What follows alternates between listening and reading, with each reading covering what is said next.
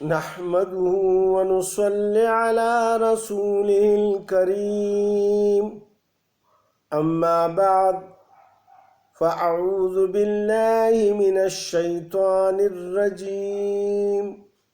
بسم الله الرحمن الرحيم. يا بني إسرائيل اذكروا نعمتي التي أنعمت عليكم وأوفوا بعهدي أوفي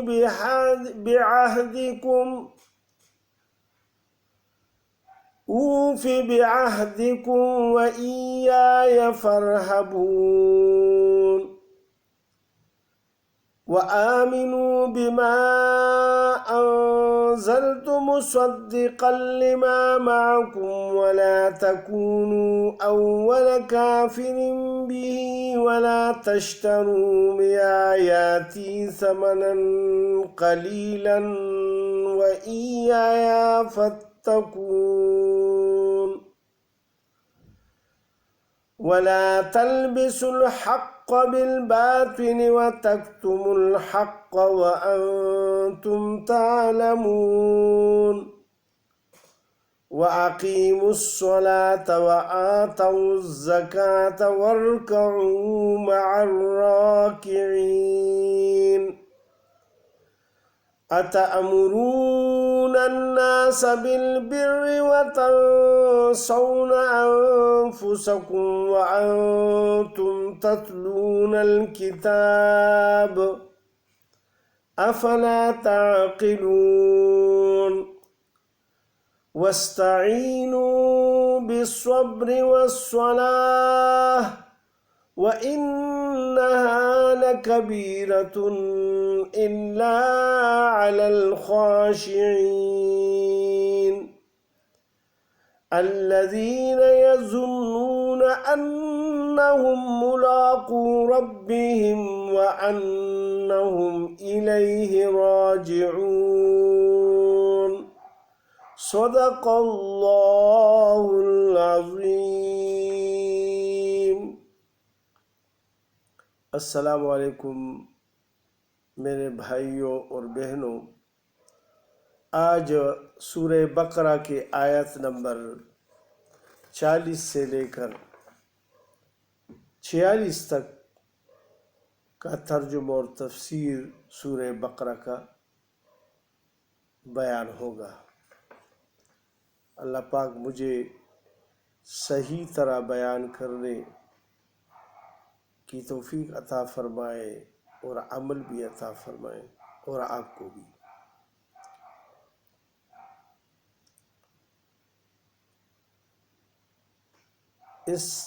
ان آیات میں اللہ سبحانہ و تعالیٰ نے بنی اسرائیل کا ذکر فرمایا ہے.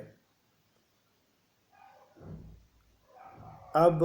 آدم علیہ السلام کی پیدائش کے بعد اور ان کو زمین پر بھیجنے کے بعد اللہ پاک نے فرما دیا تھا کہ تم سب چلے جاؤ جنت سے، آسمانوں سے زمین پر، اور پھر ادھر میری طرف سے جو ہدایت آئے گی، یعنی کتاب میں بھیجوں گا اور پیغمبر آئیں گے، ان پر جو بھی ایمان لایا اور پھر ان پر عمل کیا تو ان پر نہ خوف ہوگا اور نہ وہ غمگین ہوں گے. اور جو کفر اختیار کریں گے اور جھوٹ کہیں گے ہمارے معجزوں کو، رسولوں کو، کتابوں کو، تو وہ دوزخ والوں میں سے ہوں گے اور اس میں پھر ہمیشہ رہیں گے. ان آیات میں بنی اسرائیل کا ذکر اللہ پاک نے فرمایا ہے کیونکہ سب سے پہلے پوری کی پوری کتاب حضرت موسیٰ علیہ السلام پر توریت نازل ہوئی تھی، اور اس سے پہلے صحائف یعنی صحیفے پیغمبروں پر نازل ہوا کرتے تھے۔ تو تورات جو ہے نا وہ پہلی آسمانی کتاب تھی جو مکمل، اس میں ہر ایک چیز کا ذکر تھا۔ اور بنی اسرائیل جو ہے یہ کس کو کہتے ہیں؟ یہ حضرت یعقوب علیہ السلام کے اولاد کو بنی اسرائیل کہتے ہیں۔ اور اسرائیل یعقوب علیہ السلام کا دوسرا نام ہے، اس کا معنی ہے عبداللہ، اللہ کا بندہ۔ تو ان کی اولاد میں یہ لوگ سب آئے ہیں، اور ان کی اولاد میں حضرت عیسیٰ علیہ السلام تک تقریباً 4000 پیغمبر اللہ پاک نے بھیج دیے، اور تقریباً ان کا عرصہ 4000 سال پر محیط ہے۔ ان میں یہ سارے پیغمبر آئے، اور یہ بنی اسرائیل اس میں یعنی انہوں نے وقت گزارا زمین پر۔ تو اللہ پاک ان آیات میں فرماتے ہیں، یا بنی اسرائیل، اے بنی اسرائیل، اذکروا نعمتی اللتی، یاد کرو میرے وہ احسان جو میں نے تم پر کیے تھے، انعمت علیکم جو تم پر کیے تھے، وَأَوْفُوا، اور پورا کرو، بعہدی، میرا وعدہ، یعنی قرار، میں نے جو وعدہ تم سے لیا تھا اس کو پورا کرے۔ اوفی بعہدکم، تو پورا کر دوں گا میں بھی اپنا وعدہ۔ یعنی اللہ پاک نے توریت میں بنی اسرائیل سے یہ وعدہ لیا تھا کہ میں جو بھی پیغمبر بھیجوں گا اور جو بھی کتابیں نازل کروں گا ان سب پر ایمان آپ لوگوں نے لانا ہے۔ تو اب اگر وہ انکار کرتے ہیں، جس طرح کہ پھر مدینہ منورہ میں رسول پاک صلی اللہ علیہ وآلہ وسلم پیغمبر ہو کے آئے تو انہوں نے انکار کر دیا، تو انہوں نے اپنا وہ وعدہ جو توریت میں یہ اللہ سے ان کے بزرگوں نے کیا تھا، اور یہ بھی اب تورات پڑھتے ہیں تو اس میں یہ بھی کر رہے ہیں، تو لہذا وہ اگر رسول پاک صلی اللہ علیہ وآلہ وسلم کا انکار کرتے ہیں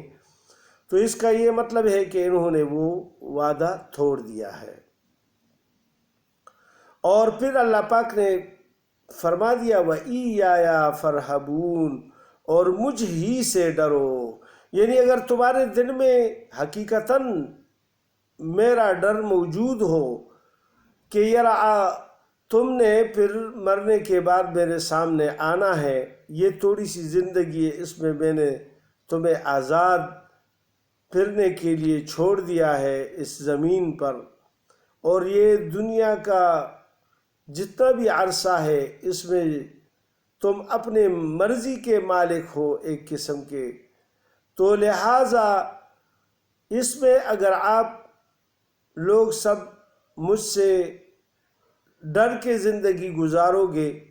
تو آخرت بھی پھر اچھی ہوگی۔ لیکن اگر ادھر اللہ کا ڈر نہیں ہوگا تو پھر گناہوں پر رغبت کریں گے اور پیغمبروں کا انکار کریں گے، اللہ کے حکموں پہ عمل نہیں ہوگا، تو لہٰذا پھر اللہ سبحانہ و تعالیٰ کے سامنے یہ کس منہ پہ جائیں گے؟ لہٰذا اللہ کا ڈر یہ ہر گناہ سے آدمی کو روک لیتا ہے۔ پھر اللہ پاک نے فرمایا، وَآمِنُوا، اور ایمان لاؤ، بِمَا أَنزَلْتُ، اس کتاب پر جو میں نے اتاری ہے، مُصَدِّقًا لِمَا مَعَكُمْ، جو سچ بتانے والی ہے اس کتاب کو جو تمہارے پاس ہے، وَلَا تَكُونُوا أَوَّلَ كَافِرٍ بِهِ، اور تم یعنی پہلے کافروں میں سے مت ہو جانا۔ یعنی اگر یہ جو عرب کے لوگ تھے ان میں یہ مشہور تھا کہ یہ اہل کتاب ہے، اہل علم ہے، تو یہ سب لوگ ان کی بہت عزت و تکریم کرتے تھے، لہٰذا ان کی نظریں بھی ان کی طرف تھی کہ یار یہ اگر ایمان لائیں گے تو ہم بھی لائیں گے، لیکن یہ اللہ پاک نے ان کو بتا دیا کہ یہ تو ایسی کتاب ہے کہ تمہاری پاس جو تورات ہے اس کی بھی تصدیق کرتا ہے کہ وہ حق اور سچ کتاب اللہ کی طرف سے آئی تھی، اور اس وقت تک اس کا عرصہ تھا، اب اس کی میعاد ختم ہو گئی، لہٰذا اب قرآن نازل ہو رہا ہے، اس پر عمل کرنا ہے، اس پر ایمان لانا ہے۔ اور موسیٰ علیہ السلام اور عیسیٰ علیہ السلام کا دور ختم ہو گیا، اب حضرت محمد مصطفیٰ صلی اللہ علیہ وآلہ وسلم کا دور شروع ہو گیا، لہٰذا ان پر ایمان لائیں اور اللہ کے ان احکامات پر عمل کریں۔ وَلَا تَشْتَرُوا بِآيَاتِي ثَمَنًا قَلِيلًا، اور نہ لو میری آیتوں پر پیسے تھوڑے۔ فرماتے ہیں کہ اگر ساری دنیا کی دولت بھی کسی کو دی جائے اور وہ ایک شرعی مسئلے کو یعنی بدل دے تو وہ پھر بھی توڑے ہیں، کیونکہ وہ جو مسئلہ انہوں نے بدلا ہے جس کی وجہ سے ان کو آخرت کا عذاب ہوگا تو وہ بہت سخت ہے، وہ پھر ساری دنیا کے پیسے بھی فدیہ میں دے کر بھی اس سے چھٹکارا نہیں پایا جا سکتا۔ وَإِيَّايَ فَاتَّقُونِ، اور پھر اللہ پاک نے فرمایا اور مجھ ہی سے بچتے رہو اور مجھ ہی سے ڈرتے رہو، یعنی اللہ کے ڈر کے ساتھ جو کوئی بھی اس دنیا میں زندگی گزارے گا تو اللہ سبحانہ وتعالیٰ اس کو اس دنیا میں بھی کامیاب کریں گے اور آخرت میں بھی کامیاب کریں گے۔ پھر اللہ پاک فرماتے ہیں وَلَا تَلْبِسُوا الْحَقَّ، اور مت ملاؤ یعنی حق میں بالباطل، باطل کے ساتھ، یعنی مت ملاؤ صحیح میں غلط۔ وَلَا تَكْتُمُوا الْحَقَّ، اور نہ چھپاؤ حق کو، وَأَنْتُمْ تَعْلَمُونَ، یعنی اعلان کہ تم جانتے ہو، جان بوجھ کر اس طرح نہ کرو، کیونکہ تمہیں تو یہ پتہ ہے کہ یہ جو اب پیغمبر علیہ السلام آئے ہیں وہ موسیٰ علیہ السلام، عیسیٰ علیہ السلام اور جتنے بھی پیغمبر آئے ہیں ان کو وہ حق پر جانتے ہیں کہ وہ اپنے اپنے زمانے کے لیے تھے، اپنے اپنی امتوں کے لیے تھے، اور اب جب وہ پہلی امتوں کو حق جانتے ہوئے بھی تم ان کی اقرار نہیں کرتے ہو اور ان پر ایمان نہیں لاتے ہو۔ وَأَقِيمُوا الصَّلَاةَ وَآتُوا الزَّكَاةَ، اور قائم رکھو نماز اور دیا کرو زکوٰۃ، وَارْكَعُوا مَعَ الرَّاكِعِينَ، اور رکوع کرو یعنی جھکو نماز میں جھکنے والوں کے ساتھ۔ یعنی بنی اسرائیل کی نماز میں رکوع نہیں تھا، لہٰذا اللہ پاک نے اب ان کو حکم دیا کہ اب تم مسلمانوں کے ساتھ یعنی نماز پڑھا کرو، یعنی ایمان لاؤ حضرت محمد مصطفیٰ صلی اللہ علیہ وآلہ وسلم پر، اور پھر نماز کو قائم کر کے زکوٰۃ جس طرح یہ مسلمان ادا کرتے ہیں اس کو ادا کر لیا کرو، اور ان کے ساتھ باجماعت نماز پڑھا کرو۔ اور ان کی یعنی دین میں یعنی باجماعت نماز بھی فرض نہیں تھی۔ پھر اللہ پاک نے فرمایا اَتَأْمُرُونَ النَّاسَ بِالْبِرِّ، کیا حکم کرتے ہو لوگوں کو نیک کام کا، وَتَنْسَوْنَ أَنفُسَكُمْ، اور بھولتے ہو اپنے آپ کو، وَأَنْتُمْ تَتْلُونَ الْكِتَابَ، اور تم تو پڑھتے ہو کتاب کو۔ یعنی ان سے جب کوئی پوچھتا کہ یار یہ کیسا دین ہے، کیسا پیغمبر ہے، تو کہتے یار اچھا ہے اور دین بھی اچھا لگتا ہے، لیکن ہمیں کوئی یعنی بیچ میں کوئی ایسی بات کہہ دیتے تھے کہ ان کے دل میں شک ڈالتے تھے۔ تو لہٰذا پھر جب ان سے کوئی پوچھتا تھا کہ یار تم کیوں نہیں ایمان لاتے، کہتے ابھی ہم صبر کرتے ہیں، دیکھتے ہیں کیا ہے کس طرح ہے، اب ہمیں صحیح پتہ چل جائے تو پھر دیکھیں گے۔ تو لوگوں کو تو اس طرح یہ ایک تاثر دیتے تھے کہ یہ ایک حق پیغمبر ہے اور حق کتاب ہے، لیکن حقیقت میں پھر یہ یعنی ایمان نہیں لاتے تھے،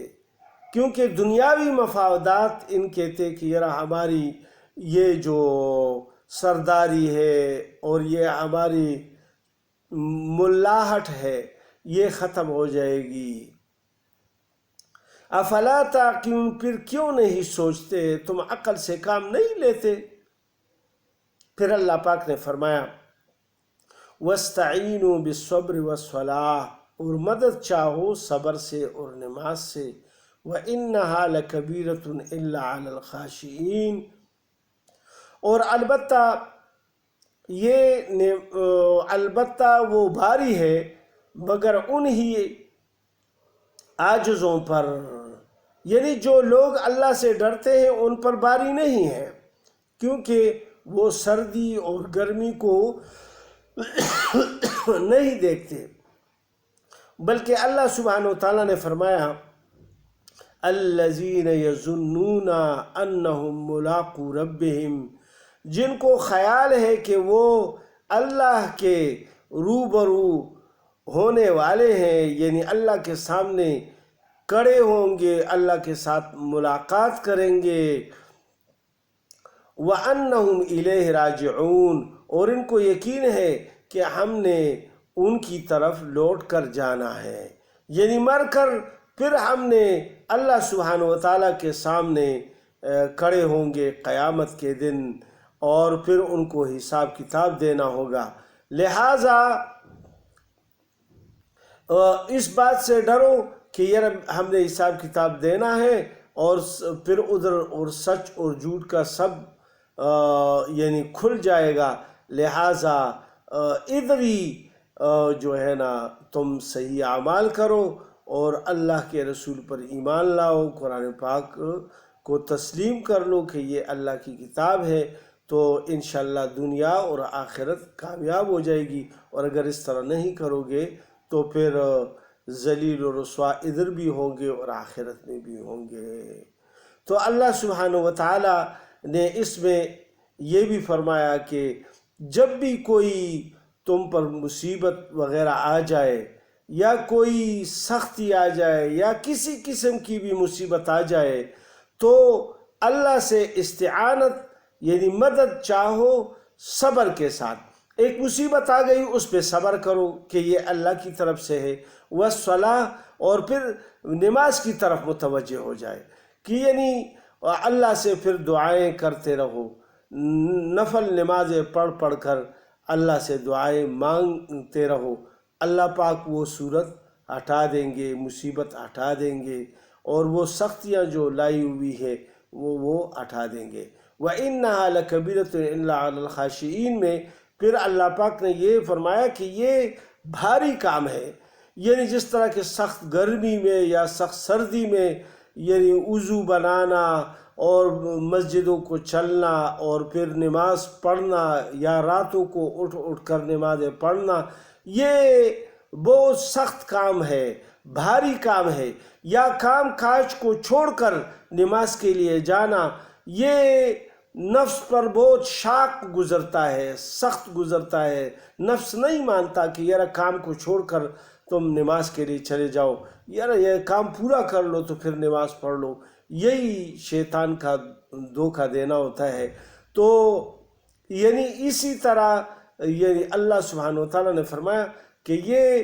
بہت بھاری ہے، لیکن جو اللہ سے ڈرنے والے لوگ ہیں ان پر یہ بھاری نہیں ہے، اور جو اللہ کی ملاقات کا ان کو غم ہے یا ان کو فکر ہے کہ ہماری ملاقات لازمی اللہ پاک سے ہوگی، لہٰذا اسی کی طرف ہم نے جانا ہے اور ان کو جواب دینا ہے، تو ہم نے ادھر ہر ایک کام کو کرنا ہے۔ صدق اللہ العلی العظیم۔